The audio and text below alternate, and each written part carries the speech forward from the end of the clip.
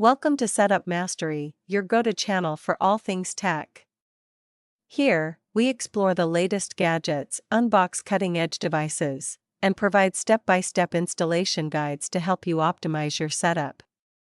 Subscribe now and join our journey to master the art of perfect setups. In this video, we'll guide you through the simple steps to reset your TP-Link AC900 Wi-Fi repeater. Whether you're troubleshooting connectivity problems or setting it up anew, this easy process will get your device back in working order. Let's dive in.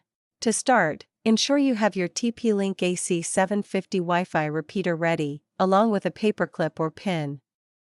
These are the two essential items required for the reset process, so having them on hand will streamline the procedure.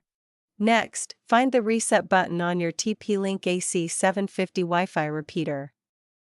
This tiny, pinhole-sized button is typically situated on the back or underside of the device. It may be slightly recessed, so be sure to look carefully.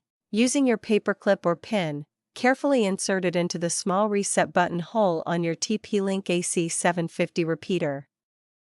Press and hold the button firmly for approximately 10 seconds to initiate the reset process, ensuring a successful reset. While holding the button, watch for the repeater's LED lights. They will start to blink rapidly, indicating that the reset process is underway. Keep holding the button until the lights stop blinking and return to a steady state. Once the LED lights have settled, your TP-Link AC900 Wi-Fi repeater has been successfully reset. To reconfigure your repeater, start by plugging it back into a power outlet. Then, follow the initial setup procedure using either the TP-Link Tether app or the web interface.